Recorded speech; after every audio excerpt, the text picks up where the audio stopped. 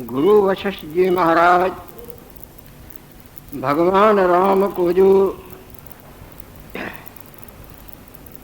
अलौकिक ज्ञानामृत का मंगलमय प्रसाद सेवन करा चुके हैं, वही मंगलमय प्रसाद भगवान लक्ष्मी नारायण देव की अपार कृपा से हम सबों को प्राय नित्य ही प्राप्त होता आ रहा है और आगे भी श्री हरि देने की कृपा कर रही। भगवान राम के पूछने पर, ज्ञानवानों के निश्चय पर गुरु वशिष्ठ जी महाराज ने तरह तरह के दृष्टांत युक्तियों प्रमाणों से प्रकाश डाला। आखिरी में अध्याय की समाप्ति में गुरुदेव ने बोला, इस तरह से जो जानने योग्य तत्व है, जिसको आत्मज्ञान करके कहा जाता है, ऐसे अपने वास्तव स्वरूप को जानकर अपने अद्वैत निर्विकार निराकार शांत स्वरूप में विवेकवान ऐसे डुबकियां लगाते हैं जिस तरह प्राणी प्रेम से गंगा में डुबकियों पर डुबकियां लगाए।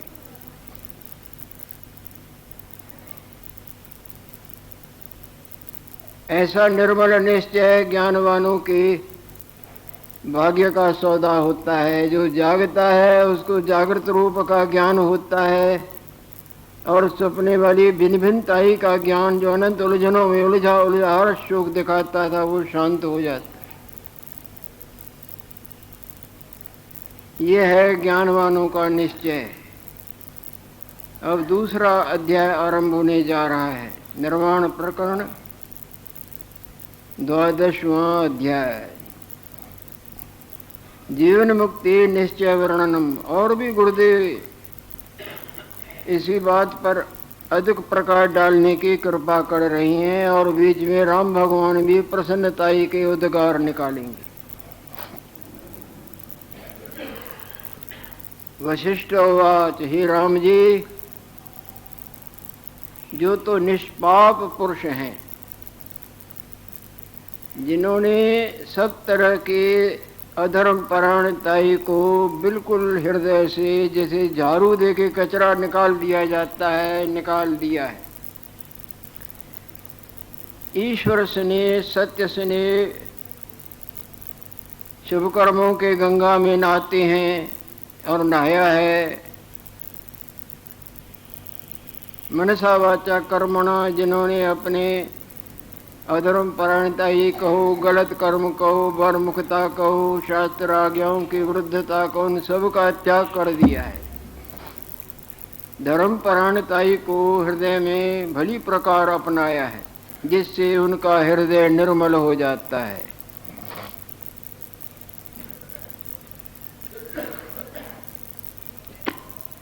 ये जितने भी शुभ कर्म हैं, भगवत आराधन कहो, जप तप पूजा पाठ व्रत नियम तीर्थ यात्रा इत्यादि इत्यादि, ये हृदय को निर्मल करने की अचूक और अद्भुत औषधि है।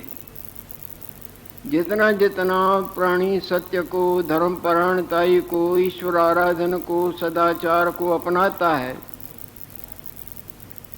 उतना उतना उसके हृदय का मार्जन होता है, शुद्धता होती है।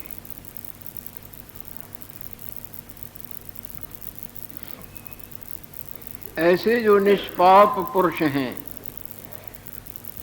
जैसे जिस मकान की नींव दृढ़ होती है, उसके ऊपर मंजिलों पर मंजिल मकान चढ़ सकता है, पर नींव कमजोर होगी तो मकान ऊपर नहीं चढ़ सकेगा। इसी तरह पूर्व काल का परमार्थ सावधानी से, दृढ़ता से गायत्री जाप, व्रत नियम, सत्य बोलना इत्यादि इत्यादि, इससे मन को साफ करना होता है। जिन्होंने ऐसा शुभ कर्म किया है, जो निष्पाप पुरुष हैं, उनके हृदय में ऐसा ही निश्चय होता है। निर्मल वस्त्र पर रंग काम कर जाता है। जिनके बरमुखता पापों रूपी मैल निवृत्त हुई है, उनको अपने वास्तु स्वरूप का ज्ञान होता है। जिनके नशे का वेग निवृत्त हुआ है, वो सावधान होते हैं, अब नशे वाली बातें नहीं करते। इसी तरह जिन्होंने धर्मपरायणताई को दृढ़ता से अपनाया है, हृदय जिनका निर्मल हुआ है, उनको अपने स्वरूप का बोध होता है। और ऐसे बोध जिसका ऊपर आपके सामने बहुत कुछ वर्णन हुआ है, ऐसे बोध गंगा में वो तैरते रहते हैं।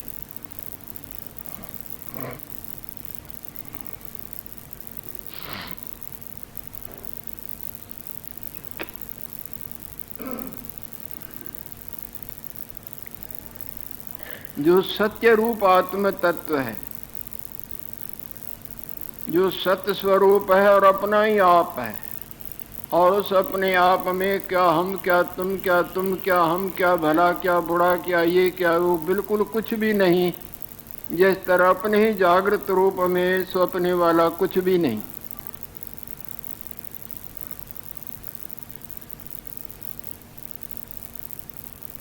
ये जो हमने आपके सामने वर्णन किया है, ये पूर्ण बोधवानों के लक्षण हैं, अधूरे सधूरे नहीं। पूर्ण बोधवानों के लक्षण है। वो आत्मताई, आत्म स्वरूप के, सत्य स्वरूप के, निर्मलताई के गंगा में तैरते रहते हैं।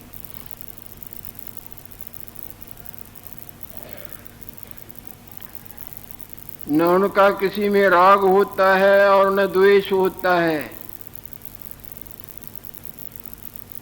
पाठकर्ता का पाठ वाले प्राणियों में या क्रियाओं में राग या द्वेष होता है क्या? इसी तरह वो वर्ताव में दिखेंगे, परंतु अंदर उस वर्ताव से ऐसे ऊपर उठे रहते हैं जिस तरह मोम जामा भीगता दिखता है, पर भीगन से सदा संग रहता है।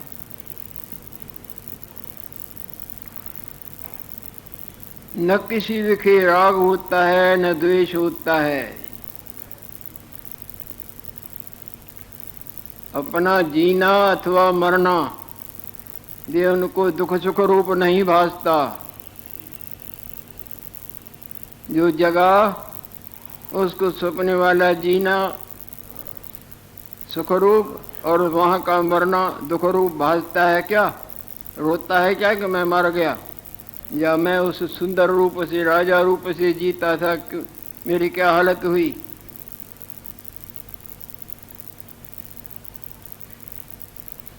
जीना मरना उसको सुख दुख नहीं देता, एक समान रहता है।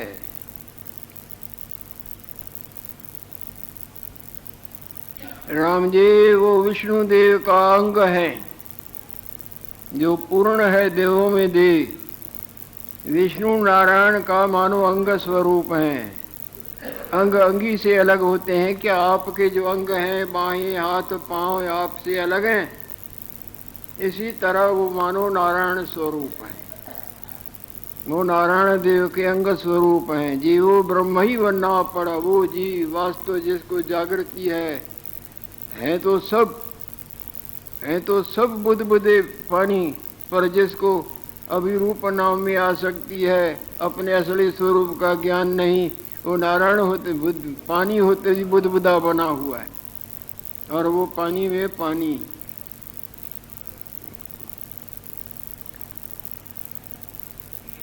सो विष्णु नारायण का अंग है। कहने का मतलब क्या है कि वो परमात्मा से भेद रहित स्थित है। स्वप्ने वाले जागृत से भेद से स्थित हैं, और जगने वाला जागृत से अभेद से स्थित है। जानत तुम्हें है जाई, सो जाने जिस देह जनाई।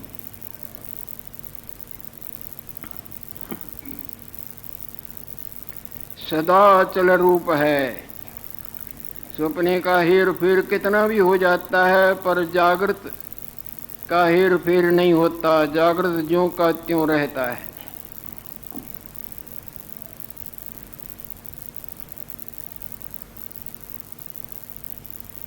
राम जी, सुमेरु पर्वत हवा के लगने से हिलता है क्या? जिस तरह सुमेरु हवा के झकोरों से हिलता नहीं, इसी तरह वो माया के तरह तरह के उतार चढ़ावों से अपने वास्तव निश्चय वास्तव आत्म स्वरूप से हिलते नहीं। कई उपाधियां आती रहती हैं, परंतु अंदर वो अडूल अपने आप में रहता है। पाठकर्ता के सामने रोने का पाठ भी, हंसने का, गलत का, सही का, लड़ने मरने का, परंतु वो असली रूप को नहीं छोड़ता, असली रूप में स्थित रहता है।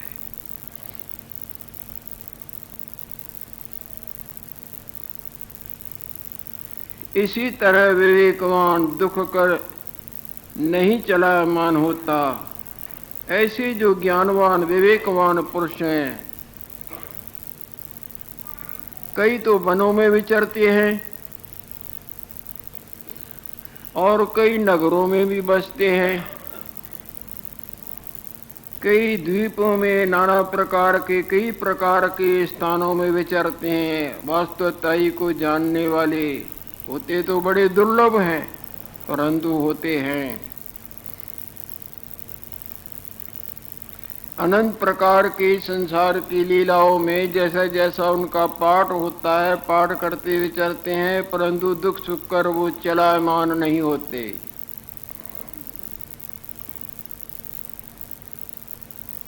कई तो स्वर्ग में विचरते हैं, फूलों के बगीचों में घूमते घामते विचरते हैं, और कई बगीचों विखे, कई पर्वतों की कंदराओं में आनंद गंगा में नहाते रहते हैं, और कई राज्य भी करते हैं।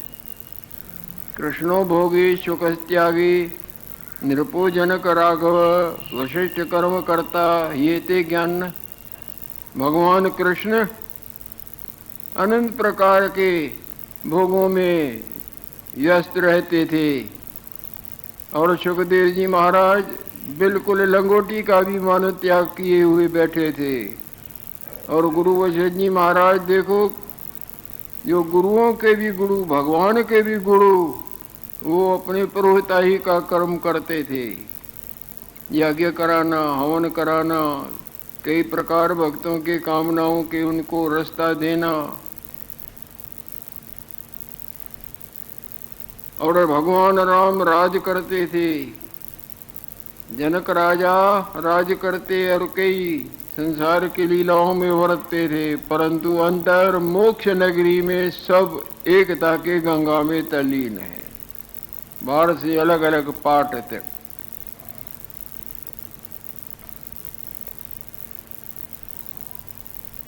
कई राज करते हैं, शत्रु को मारकर सिर के ऊपर चंवर झुलावते हैं।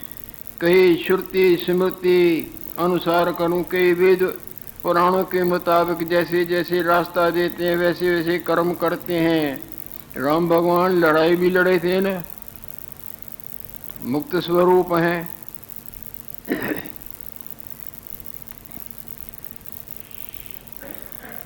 कई भोग भोगते हैं, कई विरक्त होकर विचरते हैं, कई भोगों से उपराम होकर संसार में विचरते हैं, और कई भोगों में भी विचरते हैं, परंतु उस भोगों के रस बुद्धि से अपने आत्म स्वरूप के रस बुद्धि में अचल रहते हैं। प्रारब्ध शरीरों की अलग अलग होती है, किसी की राज करने की होती है, किसी की भीख मांगने की होती है। वो शरीरों की प्रारब्ध है, आत्मा की प्रारब्ध नहीं होती। आत्मा तो स्वयं आनंद स्वरूप है, और उसमें कोई भिन्न भाव का सवाल ही नहीं उठता।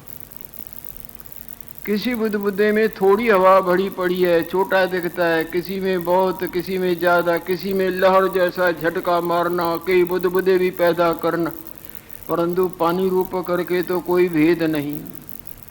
इसी तरह प्रारब्ध से किसी का पाठ साधारण है, किसी का अच्छा है, कोई भगवान बनता है, कोई कंस बनता है, तो कोई कृष्ण बनता है, परंतु है तो सब पाठ, वास्तव में तो उनमें कोई भेद नहीं।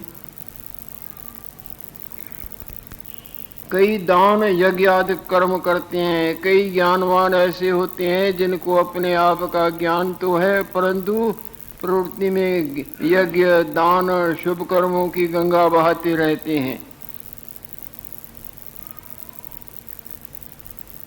कई दान यज्ञ आदि कर्म करते हैं और कई स्त्रियों के साथ लीलाओं में विचरते रहते हैं। उनके शरीर की प्रारब्ध ऐसी है, आत्मा की प्रारब्ध नहीं। वो वर्तते भी उन वर्तनों से अंदर ऐसे उठे रहते हैं जिस तरह कमल पानी में रहते भी पानी से असंग रहता है। कहूँ गीत सुनते हैं, कहूँ नंदन वन विखे विचरते हैं, गायन सुनते हैं, गायन करते हैं, कई गुफाओं में रहते हैं, कई तीर्थ करते हैं, यज्ञ दान इत्यादि करते रहते हैं, कई नौबत नगारे तुड़ियाँ सुनते हैं आनंद पूर्वक, जैसे स्वर्ग में या और कहीं वो नौबत नगारे सुनते हैं इत्यादि नाना प्रकार कर्म के स्थान, कई स्थान विखे कई जगहों में रह विचरते हैं, परंतु अंदर उन बाहर के सारी लीलाओं से ऐसे उठे रहते हैं जिस तरह भगवान सूर्य नारायण सदा अंधकार से असंग रहती हैं।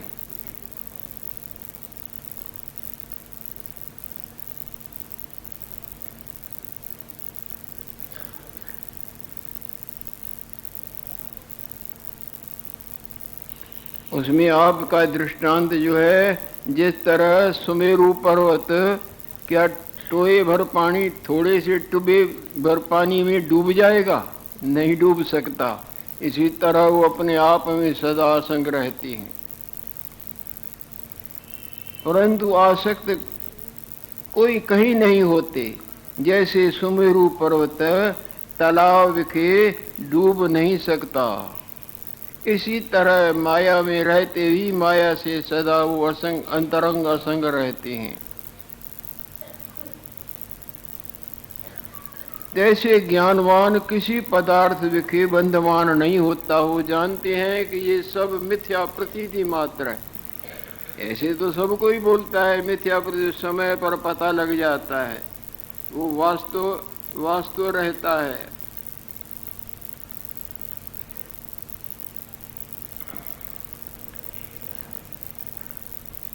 किसी पदार्थ के बंधमान नहीं होते। इष्ट को पाए कर हर्षवान, अपने मन के अनुकूल कार्य होने पर, वस्तु प्राप्त होने पर हर्षवान नहीं होते, और मन के विपरीत प्रतिकूल बात आने पर वो दुखी नहीं होते। अंतरंग सावधान रहते हैं, जिस तरह पाठ करता लड़ने मरने भले बुढ़े से में प्रवृत्त होते भी उन सब प्रवृत्तियों से अंतरंग ऊपर उठे रहते हैं।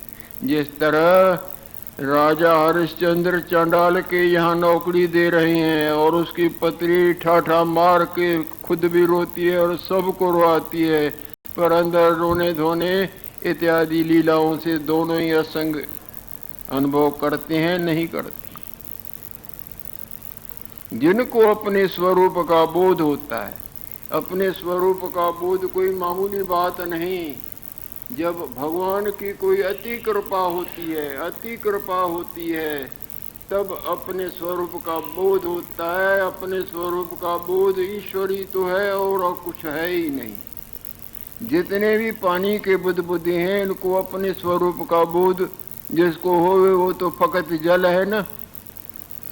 बाकी रूप नाम के माया में सब नाचते कूदते बनते मिटते बनते जन्मते मरते पड़े घूमते रहे।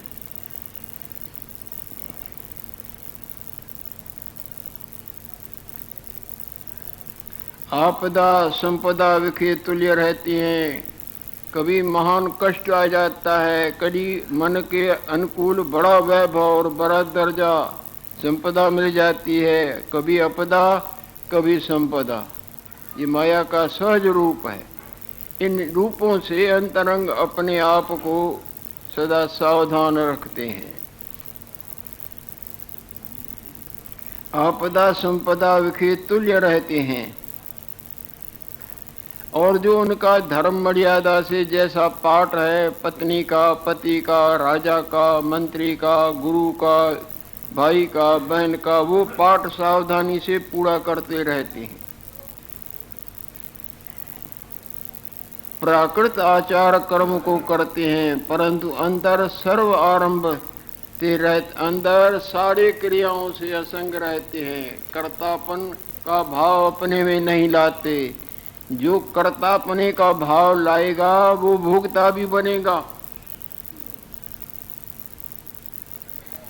किसी भी कर्म का जब तक इसके हृदय में मैं कर्तापने का भाव है कि मैंने किया या कर रहा हूं, तब तक इसका जन्म मरण इसका पिंड नहीं छोड़ेगा, लाख यतन करे। यज्ञों का कर्ता बने, चाहे भले का चाहे बुरे का, तब ये अपने असली स्वरूप को भूला है। असली स्वरूप में ये नकली है नहीं।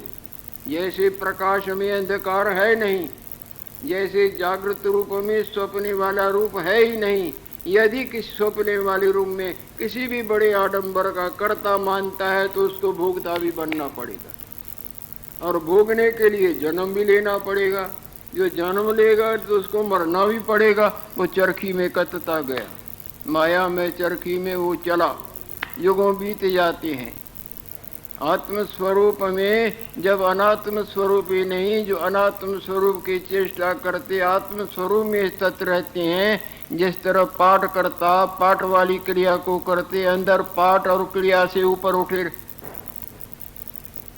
उनको विवेकवान कहा जाता है। इसी तरह जैसा भी पाठ है, भाई का, बहन का, पति का, पत्नी का, मेरा तेरा तेरा मेरा, धर्म मर्यादा से उसको पूरा करना, और अंदर न हम है किसी के और न कोई।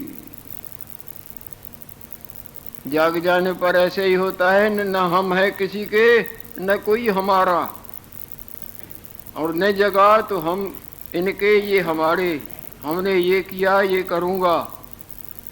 जिनके अज्ञान निद्रा की निवृत्ति हुई है वो इस माया में रूप और माया में रूप के कर्मों से सदा असंग रहता है, करता भी है और अकर्तापन के गंगा में नहाता रहता है।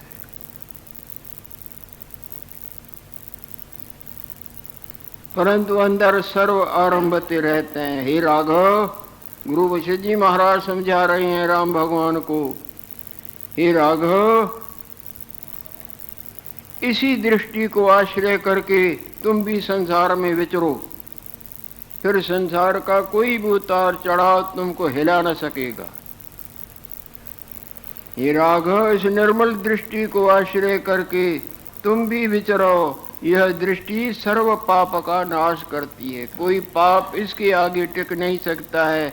जैसे जागृत की दृष्टि के आगे स्वप्ने वाला कोई उतार चढ़ाव हिल नहीं, हिला नहीं सकता है। कोई भी दंड, कोई भी वहाँ कष्ट हुए, उतार चढ़ाव, जग जाने पर जागृत को हिलाता है क्या? इसी तरह ज्ञान दृष्टि को अपनाना, वास्तवताई का ज्ञान प्राप्त करके उस ज्ञान गंगा में नहाते रहना, और फिर संसार में विचरो। संसार तुम्हारे को कोई भी उतार चढ़ाव जो जन्म मरण का कारण नहीं दिखाएगा। हे राघव, इस दृष्टि को आश्रय करके तुम भी विचरो। यह दृष्टि सर्व पाप का नाश करती है। अहंकार ते रहत होकर जो इच्छा होवे सो करो। मिथ्या मैं वासना को अपना के नहीं, इससे रहत होकर जो तुम्हारे सामने धर्म मर्यादा से क्रिया आती है उसको निभाओ। जब यथाभूतदर्शी हुए तब निर्बंध हुए। जब वास्तवताई का तुमको ज्ञान होगा तो सब बंध खलास हो जाएंगे, और धर्म मर्यादा से पतित पावन जो सामने सामने पतित प्रवाह क्रिया तुम्हारे सामने आती है उसको धर्म मर्यादा से निभाओ।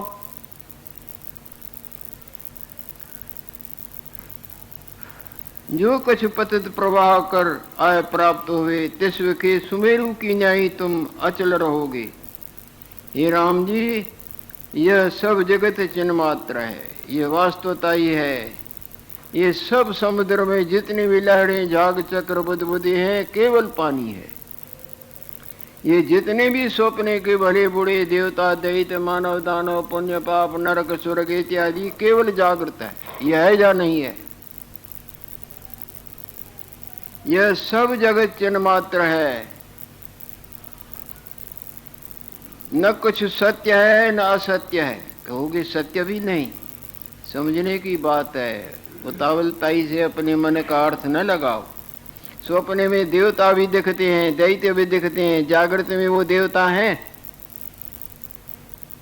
सिनेमा के पर्दे पर भगवान भी दिखता है, रावण भी दिखता है, पर रावण तो गया मर भाई, झूठा है, पर भगवान जो दिखता था, हाथ लगाओ। कोई प्रकार की मन की कल्पना नहीं। मन की कल्पना है ना सत्य। जब सत्य की कल्पना करोगे तो असत्य भी पिंड नहीं छोड़ेगा। कल्पना है ना, एक कहोगे तो दूसरे को तुमने जन्म दे दिया। सर्व कल्पना से रह, जो है सो है ही है, वो आपे आप है, उसमें विलीन होना है।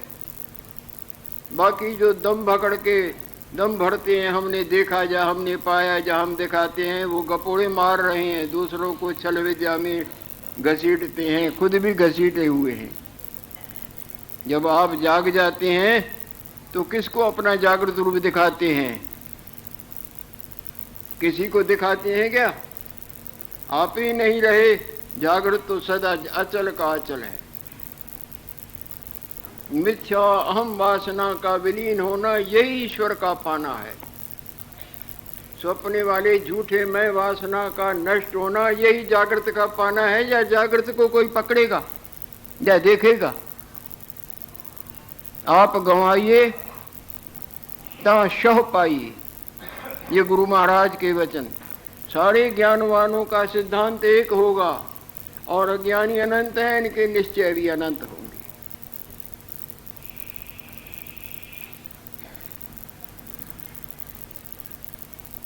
हे राघव, इस दृष्टि को आश्रय करके तुम भी विचरो।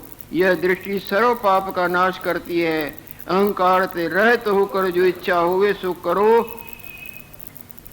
जब यथाभूत दर्शी हुए तब निर्बंध हुए। जो कछ पतित प्रवाह कर आय प्राप्त हुए, तस्व के सुमेरु की न्यायी तुम अचल रहोगे। हे राम जी, यह सब जगत चिन्हमात्र है। क्या ये जितना भी सागर है, हजारों मैलों में क्यों न होवे, क्या ये फकत पानी नहीं?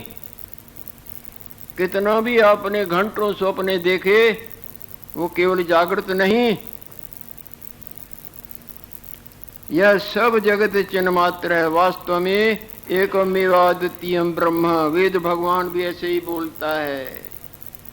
एक सच्चिदानंद ब्रह्म परमात्मा सदा सदा अपने आप में स्थित है। उसमें हम और तुम और हम कितनी माया मानते और देखते और विचरते हैं। इसको हृदय में जगह नहीं देना है। जिस तरह सिनेमा के पर्दे पर जो कुछ भी दिखता है वो केवल मिथ्या प्रतीति मात्र है। उसको हृदय में जगह दें तो जाके हाथ तो लगाओ, कुछ है। सवाए पशेमानी के तुझे क्या हाथ आएगा। यह सब जगत चिन्ह मात्र है। न कुछ सत्य है न असत्य है। वही इस प्रकार होकर भासता है। वो फिल्म की छाया ही होकर भासती है। आपकी झूठी स्वप्ने वाली मैं ही होकर भासती है। वो झूठी मैं तो है ना जो होकर भासती है। जाग के देखें वो झूठी मैं है, जागे नहीं तो झूठी मैं। दिन का न होना ही रात्रि होकर दिखता है। और कोई रात्रि होती है? स्वप्नी जागृत का भूलना ही झूठी मैं। जागृत में आना वो मैं ही नहीं तो मैं में अपना आप और संसार कहां से आएगा। यह सब जगत चिन्ह मात्र है, न कुछ सत्य है न सत्य है, वही इस प्रकार होकर भासता है। इस दृष्टि को आश्रय करके अपर तुच्छ दृष्टि को त्यागो। ये जो माया में तुच्छ दृष्टि है, ये अनंत दुखों का कारण है, युगों भटकाती रहती है। ऐसी निर्मल दृष्टि को आश्रय करके सावधान हो के संसार में विचरो। संसार तुमको कुछ भी कष्ट नहीं देगा।